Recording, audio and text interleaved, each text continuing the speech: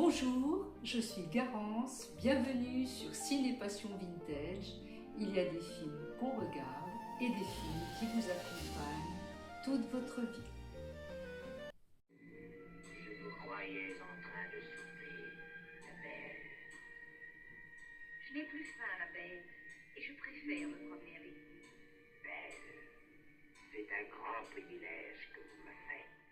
La Belle et la Bête, c'est pas seulement le film d'un cinéaste génial, parce que Jean Cocteau, il était non seulement cinéaste, mais poète, dessinateur, peintre, dramaturge, et aussi académicien, puisqu'il avait été élu à l'Académie française. C'est aussi le film de toute une équipe de gens extrêmement talentueux, excusez du peu, parce que comme directeur de la photographie, vous avez Henri Alécan, qui a été le chef opérateur d'une centaine de films, oscarisés d'ailleurs, pour le film de Billy Wilder, La Garçonnière. Vous avez le maquillage d'Ara Kélian, il y a aussi Christian Bérard pour les décors, les costumes, et puis il ne faut pas oublier non plus la musique de Georges Auric. Alors la musique de Georges Auric, elle valorise les moments dramatiques, bien sûr, mais aussi il y a des voix. Et les voix sont très très importantes. Vous voyez, une équipe de gens absolument géniaux, les acteurs, on va en parler. À tout de suite. Josette D, c'était une grande vedette au moment où elle fait La Belle et la Bête de Jean Cocteau. Elle avait déjà joué dans La Fille du puisatier de Marcel Pagnol. Cocteau, elle jouera à nouveau pour lui avec Jean Marais et Marcel André dans Les Parents terribles en 1948. Michel Auclair, c'était son premier rôle, celui de Ludovic dans La Belle et la Bête. Il a d'ailleurs encore des bonnes grosses joues, les rondeurs de l'enfance, mais déjà cette voix grave et veloutée, magnifique. Il va jouer pas mal au théâtre. Au cinéma, on le retrouve notamment en Comte de Saint-Fiacre dans Maigret et l'affaire Saint-Fiacre, et aussi dans Funny Face de Stanley Donen aux côtés de Fred Astaire et de Audrey Hepburn, où là il est un philosophe proche de Jean-Paul Sartre. Plus près de nous, il jouera aussi dans Rue Barbare de Gilles Béat. Nanne Germond, elle n'a jamais été une grosse vedette, mais elle a tourné quand même dans des films importants comme L'Auberge rouge de Claude Autant-Lara. Marcel André, c'est l'éternel second rôle du cinéma français. Il joue aussi avec Jean Marais et Josette Day pour Jean Cocteau dans Les Parents terribles aux côtés de la merveilleuse Yvonne Debray. Nila Parelli, c'est la femme fatale du cinéma français, un peu comme Ginette Leclerc ou Viviane Romance. Dans La règle du jeu de Jean Renoir, c'est elle, la maîtresse qui s'accroche à Marcel Dalliot. Jean Marais, c'est l'égérie de Jean Cocteau. Pour moi, La Belle et la Bête est son meilleur rôle. Le maquillage d'Ara Kélian ne nuit absolument pas à son jeu, et sa voix chuintante, sa voix rauque, convient tout à fait au personnage de ce félin royal. Alors Jean Marais a tourné beaucoup d'autres films avec Jean Cocteau. L'Aigle à deux têtes, Les Parents terribles, L'Éternel retour, bien sûr, et Orphée, et Le Testament d'Orphée. Et il a joué aussi les pièces de théâtre de Jean Cocteau.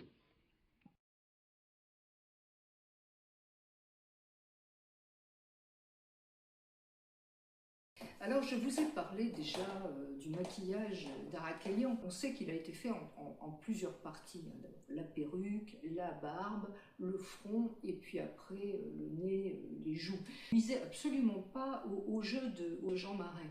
Alors le jeu de Jean Marais, il est vraiment très très intéressant parce qu'il arrive à être expressif. Alors pour le rendre encore plus expressif, il y a effectivement le chef opérateur Henri Alécan, qui a notamment filmé le regard bleu, transparent, clair comme de l'eau de roche, le regard lumineux de Jean Marais. Alors pourquoi ce regard est tellement important? Il ne faut pas oublier que Jean Cocteau voulait une bête humaine. Alors au départ, il hésitait, il voulait une tête de cerf à la place d'une tête de lion. Alors peut-être aussi qu'il a pensé au mythe d'Actéon, hein, parce qu'il connaissait les mythes fondateurs, Cocteau évidemment. Bon. Pourquoi le mythe d'Actéon? Parce qu'Actéon, c'était un chasseur, un affreux viandard. Qu'est-ce qui lui arrive à Actéon? C'est la mythologie grecque. Il surprend la déesse Diane Artémis, la déesse de la chasse, de la lune bien sûr, mais de la chasse, pendant qu'elle prend son bain avec ses suivantes. Bon. À ce moment, elle est nue, bon, il mate, hein, c'est un gros porc. Qu'est-ce qu'elle fait, Artémis, Diane chasseresse?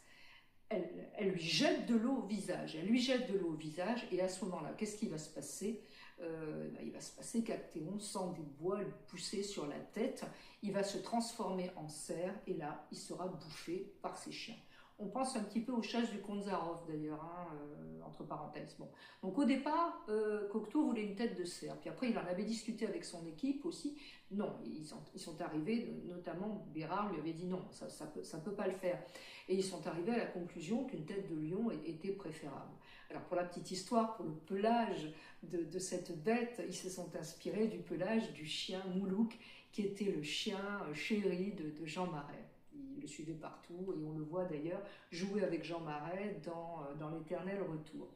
Alors, donc, Cocteau voulait une bête humaine, et on voit bien dans le film que c'est une bête humaine, et on voit d'autant plus son humanité pour le premier très gros plan, quand la bête se penche sur la belle, alors qu'elle vient de la transporter dans sa chambre, qu'elle vient de la déposer sur son lit. Elle se penche, et là, il y a un gros plan de son visage et de ses yeux.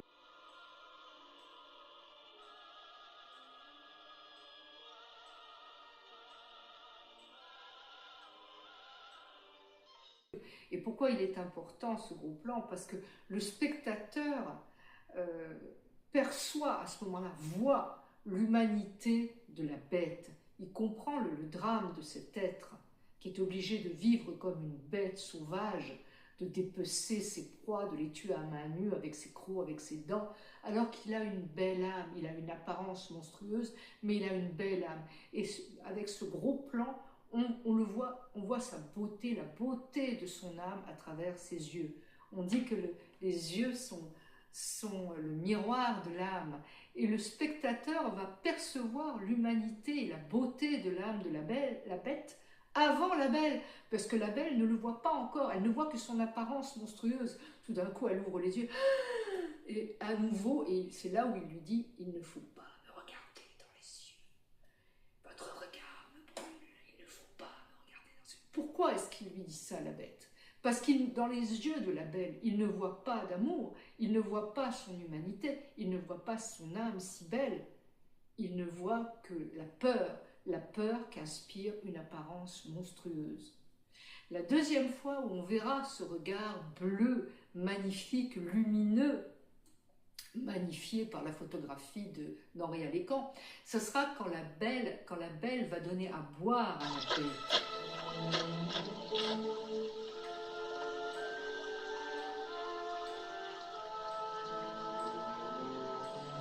Cela ne vous répigne pas de me donner à boire.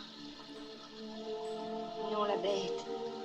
Cela me plaît. Un regard. Et là, le regard de la belle ne brûle plus la bête, plus du tout, parce qu'il y voit la compassion et déjà une ébauche d'amour. Vous comprenez?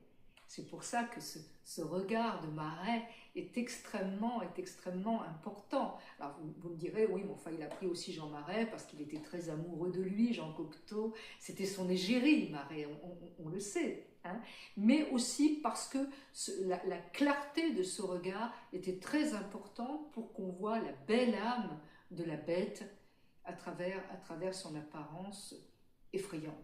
Vous voyez? Bon. Alors l'humanité de la bête, on la voit à d'autres moments. On la voit à d'autres moments, par exemple, sa dignité. Au début, avec le père de la belle, il est digne. Il ne veut pas qu'on le prenne pour ce qu'il n'est pas. On ne doit pas dire Monseigneur. C'est important ça, il est digne, elle est digne cette bête. On voit aussi son humanité, par son mensonge. Il est capable de mentir, la bête, pour la bonne cause, mais il est capable de mentir. Un animal ne ment pas. Un animal ne ment absolument pas. Il est capable de mentir, il va le faire. Il ne vient pas du tout apporter un cadeau à la belle. Il vient juste interroger le miroir pour savoir où elle est. Un passage que j'aime beaucoup, c'est quand la belle est couchée, elle est malade de chagrin, parce qu'elle sait que son père est malade, grâce au miroir elle voit son père quasiment en visio grâce à ce miroir. Hein. Réfléchissez pour moi, je réfléchirai pour vous. Vous voyez. Et là, la bête, là encore, est très humaine parce qu'elle a du tact. Elle n'ose pas demander à la belle ce qui lui arrive. Elle est gênée, elle ne veut pas être indiscrète. Et ça, c'est encore une preuve de l'humanité de la bête. Et puis bien sûr, la preuve suprême. Mais est-ce que c'est vraiment une preuve d'humanité? À la fin, elle va être prête à sacrifier sa vie, puisqu'elle va mourir, elle est sur le point de mourir d'amour, pour permettre à la belle d'aller voir son père. Mais les pauvres bêtes qui veulent prouver leur amour ne savent que se coucher par terre et mourir. La voix de Marais qu'on lui a reproché énormément au début de sa carrière, il a beaucoup travaillé sur sa voix. Quand vous lisez le livre de Jean Marais, Histoire de ma vie, il dit lui-même qu'il s'est mis à fumer beaucoup de cigarettes pour avoir une voix plus rauque. Et effectivement, cette voix rauque, cette voix chuintante, cette voix qui elle colle une fois de plus tout à fait au personnage. Oui, je vous dis, il fait une création absolument magnifique, Jean Marais. Alors, la bête effectivement reste une bête. Alors, il y a un passage, moi, qui me fout les jetons. Bien sûr, ce film, j'ai dû le voir là encore une trentaine de fois, mais la première fois que je l'ai vu, j'étais une petite gamine, je devais avoir 5-6 ans. Alors, je ne vous dis pas, ce passage, ça fout les jetons, hein, vous ne trouvez pas, hein? J'en tremble encore. Oui, cette bête reste une bête. C'est-à-dire que, déjà, c'est un prédateur. Il y a ce passage, je l'aime beaucoup, regardez. Tout d'un coup, hop, la bête est aux aguets. Elle est aux aguets. Elle a l'instinct du chasseur. Ça, c'est important. Bon. Et puis, la bête exprime sa colère, son désespoir, son chagrin comme une bête, c'est-à-dire sans pleurer. On la verra pleurer à la fin, au moment où elle est en train d'agoniser. Là, vous la voyez pleurer. Mais là, sa colère, sa jalousie, son désespoir, quand la belle lui dit qu'elle était amoureuse d'Avenant, parce qu'il était jeune, parce qu'il était beau. Et là, la bête exprime sa colère sous forme d'une rage, d'impuissance. Elle rugit et elle a exprimé sa colère en tuant aussi. On peut penser qu'elle a passé ses nerfs sur la pauvre bichette qui était là, qui n'avait rien demandé. Elle a ouvert de sang. Et là encore, le regard de la belle est terrible. Elle juge cette cruauté, elle juge cette violence sans concession.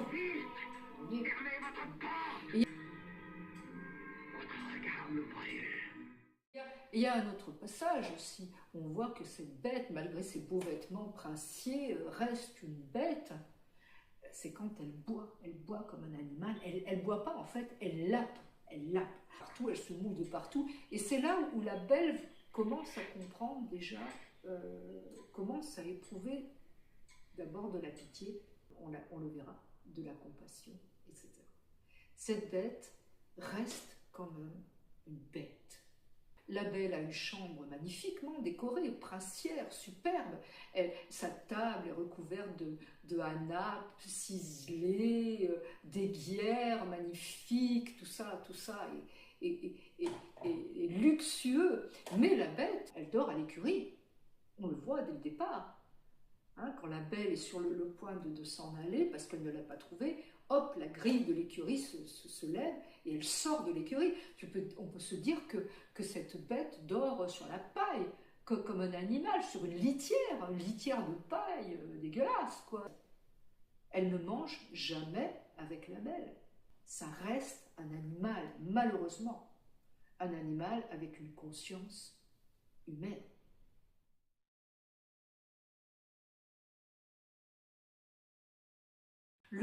Un des thèmes de ce film, La Belle et la Bête, c'est le regard. Pourquoi le regard? Parce qu'il n'y a pas seulement le regard de la bête, le regard de la belle, il y a aussi le regard de tous ces objets qui sont vivants. Alors, de chaque côté de la cheminée, ces personnages, je ne me souviens plus comment ça s'appelle, ce ne sont pas des cariatides, hein, mais peu importe, ces sculptures, on va dire, bon, qui suivent des yeux les gens qui passent vivants.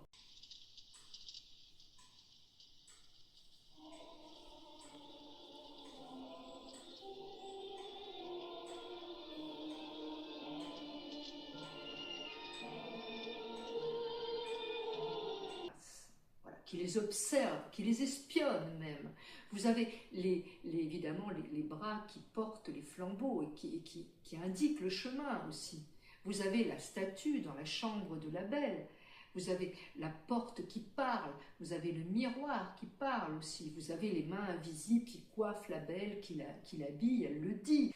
La belle et la bête ne sont jamais seuls dans le château. Ils sont observés, ils sont constamment observés. Alors on va dire ce sont les fées qui les observent, ce sont des entités en tout cas qui les observent, voire qui les jugent. Alors, comme tous les contes de fées, La Belle et la Bête, c'est une initiation. L'initiation de la belle et l'initiation de la bête aussi. Oui. Alors pourquoi ces personnages, moi ça me frappe chaque fois que je vois ce film. Pourquoi La Belle et la Bête sont constamment sous surveillance? Il ne faut pas oublier quand même que La Belle et la Bête, c'est un film qui sort en 1946, un an après la fin de la guerre. Les gens qui ont fait ce film ont vécu la guerre. Alors la guerre, qu'est-ce qui se passait pendant la guerre? Tout le monde observait tout le monde. Les murs ont des oreilles. Je suis partout, vous voyez? Et je pense que ça a influencé ce film. La Belle et la Bête, les personnages n'ont pas d'intimité. Ils n'ont pas d'intimité. Même la belle espionne la bête espionne la belle, et ils sont tous les deux espionnés. Alors, probablement pour voir l'évolution psychologique de ces personnages, mais c'est un fait. La Belle et la Bête, c'est un film sur le regard que nous, on va porter sur ces personnages, le regard que portent sur eux-mêmes, et le regard de tous ces êtres, ces objets qui les observent, qui les espionnent, qui les jugent. Et ça me paraît très important. On va dire, oui, c'est un film aussi sur l'inversion, puisque la bête a l'apparence d'Avenant, Avenant a pris l'apparence de la bête. Parce qu'effectivement, Jean Marais, on le sait, joue un double personnage. Il joue à la fois la bête et il joue à la fois le personnage d'Avenant. Et à la fin, tout va rentrer dans l'ordre. Hein? L'âme d'Avenant, qui est une âme corrompue, va reprendre sa forme première. Il a été rajouté d'ailleurs par Cocteau, ce personnage d'Avenant. Cette dualité l'intéressait quand même, parce que dans le conte de Madame le Prince de Beaumont, dans le conte, il n'y a pas ce personnage d'Avenant. Hein. Ça, c'est une trouvaille de Cocteau. Une rose qui a joué son rôle, je cite, « le miroir, la clé d'or, le cheval et le gant ». Alors, les gants chez Cocteau ont une signification importante. Les gants, ces gants magnifiques, non seulement qui cachent les griffes dangereuses de la bête, mais qui sont aussi des gants qui servent à se téléporter, hein, puisque quand la belle rentre chez son père, la bête lui a prêté ce gant magnifique, et du coup, hop, elle se retrouve chez son père. Donc ces gants sont très importants. Les gants chez Cocteau, vous allez les retrouver aussi dans Orphée. On en reparlera. Où là, ce ne sont pas du tout des gants brodés, magnifiques, princiers, ce sont des gants de ménage pour faire la vaisselle, hein, les Mappa que tout le monde connaît, et qui servent à traverser les miroirs comme de l'eau, les gants. La mort traverse ces miroirs avec ses gants, ses gants. Je vous ai déjà parlé du regard. Le regard, effectivement, on va retrouver dans le miroir. Réfléchissez pour moi, je réfléchirai pour vous. Mais le miroir renvoie aussi des apparences assez marrantes. Il va se foutre de la gueule des deux méchantes sœurs de la Belle, puisque le personnage d'Adélaïde, quand elle se regarde, elle se voit comme si elle avait 90 ans, et Félicie Milaparelli, elle, ressemble à un singe. La rose, objet déclencheur, qui va, voilà, s'il n'y avait pas eu la rose, il n'y aurait pas la rencontre avec la bête. Alors pourquoi elle est importante, cette rose? Là encore, c'est une preuve de l'humanité de la bête. Parce qu'un animal, il s'en fout des fleurs, il s'en fout des herbes aromatiques, des paysages, des machins, il n'en a rien à foutre, un animal. Par contre, un être humain est sensible à l'esthétique, à la beauté et au parfum. La rose, pourquoi elle est si importante pour la bête? Elle est tellement importante que quand on la lui vole, il est prêt à tuer. Pourquoi? Parce qu'on lui vole, une fois de plus, le peu d'humanité qui lui reste à cette bête. Le peu d'humanité qui lui reste, c'est d'admirer la beauté d'une rose, c'est de sentir et d'apprécier le parfum d'une rose. On parle de l'odeur de sainteté, vous savez, donc la rose, le parfum de la rose, c'est le symbole de l'âme, la rose. C'est pour ça qu'elle est tellement importante pour cette bête, cette rose. Vous voyez? Donc, la clé d'or, on le sait, c'est le seul endroit de tout le château, il le lui dit, où il ne peut pas aller, où il y a ses richesses que qu'Avenant, la petite Frappe, et le frère de la belle, Ludovic, vont essayer de dérober. Le cheval magnifique, le magnifique d'ailleurs, hein, le cheval qui sait où on va. Il ne sait pas où il va, il sait où on veut aller, le cheval. Encore un mot sur le regard, puisque pour moi, c'est vraiment le thème principal du film, ce regard. Bien sûr qu'il nous interroge sur la part d'humanité ou d'animalité qui est en chacun de nous, on est d'accord. Bien sûr, puisqu'à la fin du film, la belle dit à la bête, mais c'était moi le monstre, la bête.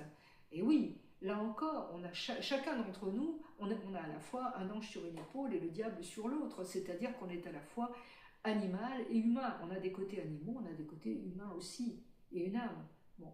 Mais j'en reviens quand même au thème du regard. Je le rappelle, pour moi, c'est le thème principal de ce film, le regard. D'ailleurs, dans Orphée et dans le testament d'Orphée, Cocteau n'a pas hésité à dessiner, à peindre les yeux sur les paupières fermées, le regard mort, le regard qui n'exprime rien. Oui, le regard mort. Donc c'est dire que ce regard, et le thème d'Oedipe, bien sûr, qui se crève les yeux pour ne pas voir l'horreur de son crime. Là encore, ce regard, là aussi, c'est tout le symbole du cinéma, absolument. On a vu dans la Strada, pourquoi est-ce que Zampano abandonne Gelsomina? Il l'abandonne parce qu'il voit, non pas sa culpabilité, il n'est pas du tout coupable, Zampano, hein, il ne se sent pas du tout coupable, mais il voit dans les yeux de Gelsomina, il revoit son crime dans ses yeux. Elle est le reflet de son crime. Le regard de Gelsomina, c'est le regard d'horreur de quelqu'un qui a vu le crime. Vous voyez? D'où ce regard. Je vous renvoie aussi à une autre... le film de Clint Eastwood, Minuit dans le jardin du bien et du mal, que j'adore complètement. La vérité est dans l'œil du spectateur. Et ce sera le mot de la fin. À très bientôt pour un nouveau film. Il y a des films qu'on regarde et des films qui vous accompagnent toute votre vie.